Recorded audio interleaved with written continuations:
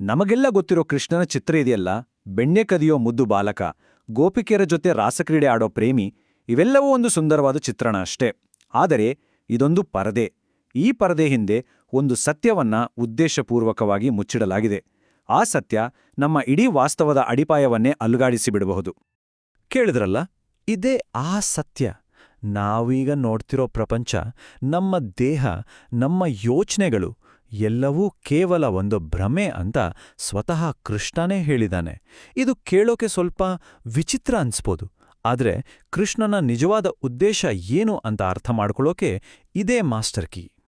ಹಾಗಾದ್ರೆ ಕೃಷ್ಣನ ಜೀವನದ ಪ್ರತಿಯೊಂದು ಕಥೆ, ಪ್ರತಿಯೊಂದು ಘಟನೆ ಎಲ್ಲವೂ ಕೇವಲ ಒಂದು ನಾಟಕನಾ? ಹೌದು, ಅದೊಂದು ದೈವಿಕ ಪ್ರದರ್ಶನ. ಅದನ್ನ ಲೀಲೆ ಅಂತ ಕರೀತಾರೆ. ನಮ್ಮನ್ನು ನಿಜವಾದ ಸತ್ಯದ ಕಡೆಗೆ ಕರ್ಕೊಂಡು ಹೋಗೋಕೆ ರೂಪಿಸಿದ ಗುಪ್ತ ಸಂಕೇತಗಳ ಒಂದು ಸರಣಿಯದು. ನೋಡಿ, ನಾವು ಕೇಳಿರೋ ಪ್ರತಿಯೊಂದು ಪ್ರಸಿದ್ಧ ಕಥೆಯೂ ಒಂದು ವಿರೋಧಾಭಾಸ. ಅದರ ಹೊರಗಿನ ಅರ್ಥ ತುಂಬಾನೇ ಸುಂದರ, ಆದರೆ ಅದರೊಳಗಿನ ರಹಸ್ಯ ಇದೆಯಲ್ಲ, ಅದು ಅತ್ಯಂತ ಶಕ್ತಿಶಾಲಿ. ರಾಸಲೀಲೆ ಅಂದ್ರೆ ಬರೀ ಒಂದು ಡ್ಯಾನ್ಸ್ ಅಲ್ಲ, ಅದು ನಮ್ಮ ರಿಯಾಲಿಟಿಯನ್ನೇ ಕರಗಿಸ್ಬಿಡೋ ಒಂದು ಶಕ್ತಿ. ಬೆಣ್ಣೆ ಕದಿಯೋದು ತುಂಡಾಟ ಅಲ್ಲ, ಬದಲಿಗೆ ಈ ಜಗತ್ತಿನ ಎಲ್ಲಾ ಕರ್ಮಗಳ ಅಂತಿಮ ಫಲವನ್ನು ಅನುಭವಿಸೋನು ತಾನೇ ಅನ್ನೋ ಸಂಕೇತ. ಇಲ್ಲಿವರೆಗೂ ನಾವು ಇದನ್ನೆಲ್ಲ ಪವಾಡಗಳು ಅಂತ ನಂಬ್ಕೊಂಡು ಸುಮ್ಮನೆ ಆಗಿದ್ವಿ. ಆದರೆ ಅವು ಪವಾಡಗಳಲ್ಲ, ನಮ್ಮ ಇಡೀ ಅಸ್ತಿತ್ವವನ್ನ ಕಂಟ್ರೋಲ್ ಮಾಡೋ ಒಂದೇ ಒಂದು ಶಕ್ತಿಶಾಲಿ ಕಾನ್ಸೆಪ್ಟ್ ಕಡೆಗೆ ಬೆರಳು ತೋರಿಸೋ ಸುಳಿವುಗಳು ಅಷ್ಟೇ. ಹಾಗಾದ್ರೆ ಬನ್ನಿ ಆ ಸುಳಿವುಗಳನ್ನ ಹಿಡಿದು ಸತ್ಯವನ್ನ ಭೇದಿಸೋಣ.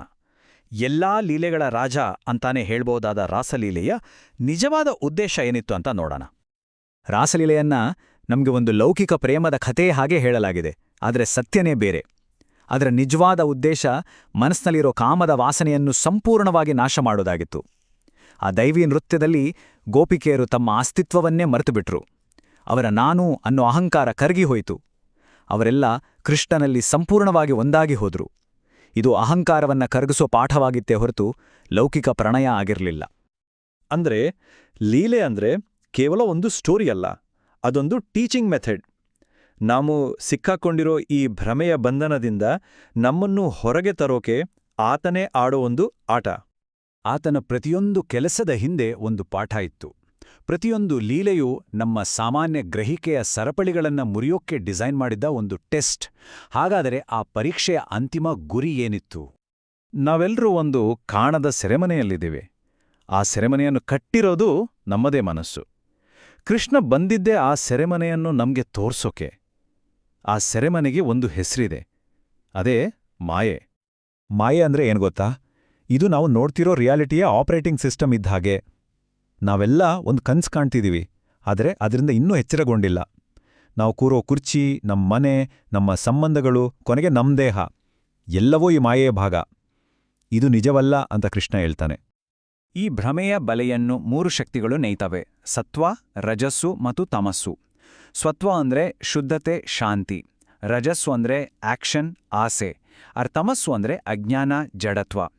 ಈ 3 ಗುಣಗಳ ನಿರಂತರ ಆಟವೇ ನಮ್ಮ ಅನುಭವಗಳನ್ನು ಸೃಷ್ಟಿಸುತ್ತೆ.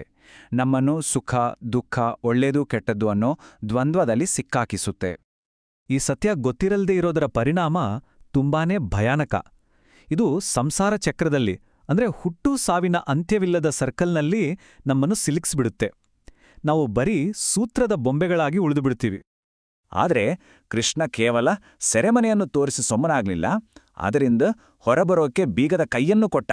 ಆ ದಾರಿಯೇ ಸಂಪೂರ್ಣ ಶರಣಾಗತಿ. ಇದು ನಾವು ಅಂದುಕೊಂಡಿರೋ ಧರ್ಮದ ದಾರಿಗಿಂತ ಪೂರ್ತಿ ಬೇರೆ. ಪೂಜೆ, ನಿಯಮ, ಜ್ಞಾನ ಇವೆಲ್ಲವನ್ನೂ ಪಕ್ಕಕ್ಕಿಟ್ಟು ಕೇವಲ ಶರಣಾಗುವಂತಾನೆ ಕೃಷ್ಣ. ಇದು ಕೇಳೋಕೆ ಭಯಾನಕ ಅನಿಸ್ಬೋದು, ಯಾಕಂದ್ರೆ ಇಲ್ಲಿ ನಮ್ಮ ಅಹಂಕಾರ, ನಮ್ಮ ಕರ್ತೃತ್ವ ಎಲ್ಲವನ್ನೂ ಬಿಟ್ಬಿಡಬೇಕು. ನೋಡಿ, ಇದೇ ಕೃಷ್ಣನ ಅಂತಿಮ ಮತ್ತು ಅತ್ಯಂತ ಶ್ರೇಷ್ಠವಾದ ಆಜ್ಞೆ. ಅವನ ಬೋಧನೆಗಳ ಸಾರವೇ ಇದು. ಎಲ್ಲಾ ಧರ್ಮಗಳನ್ನ, ಕರ್ತವ್ಯಗಳನ್ನ ಬಿಟ್ಟು ಕೇವಲ ನನಗೆ ಶರಣಾಗು, ಆಗ ನಿನಗೆ ಯಾವ ಭಯವೂ ಇರೋದಿಲ್ಲ. ಈ ಶರಣಾಗತಿಯ ಹಿಂದಿರೋ ಅಂತಿಮ ರಹಸ್ಯ ಏನೋ ಅಂತ ಈಗ ನೋಡೋಣ. ಇದು ನಮ್ಮ ನಂಬಿಕೆಯ ಅಡಿಪಾಯವನ್ನೇ ಬದಲಾಯಿಸ್ಬಿಡ್ಬೋದು. ಎಚ್ಚರ. ಇದು ಅತ್ಯಂತ ಆಘಾತಕಾರಿ ಸತ್ಯ. ನಮ್ಗೆಲ್ಲ ಹೊರಗಡೆ ಇರೋ ದೇವರನ್ನು ಪೂಜೆ ಮಾಡಕ್ಕೆ ಹೇಳ್ಕೊಟ್ಟಿದ್ದಾರೆ, ಆದರೆ ಕೃಷ್ಣನ ಅಂತಿಮ ಸತ್ಯ ಅದಲ್ಲ. ಕೃಷ್ಣನು ಪೂಜೆ ಮಾಡಬೇಕಾದ ಒಬ್ಬ ವ್ಯಕ್ತಿಯಲ್ಲ, ದೇವಸ್ಥಾನದಿರೋ ವಿಗ್ರಹವೂ ಅಲ್ಲ. ಕೃಷ್ಣ ಅನ್ನೋದು ಹೊರಗಿನ ಶಕ್ತಿಯಲ್ಲ, ಅದು ನಮ್ಮೆಲ್ಲರ ಒಳಗಿರೋ ಪರಮ ಪ್ರಜ್ಞೆ, ಪ್ರತಿಯೊಂದು ಜೀವಿಯಲ್ಲೂ ಇರೋ ಆತ್ಮ. ಆ ದೈವಿಕತೆಯೇ ನಮ್ಮ ನಿಜವಾದ ಸ್ವರೂಪ. ಇದೇ ಅದ್ವೈತದ ಸತ್ಯ. ಹಾಗಾದ್ರೆ ಈ ಸತ್ಯವನ್ನ ಅರಿಯೋಕೆ ನಾವು ಮಾಡ್ಬೇಕಿರೋದೇನು?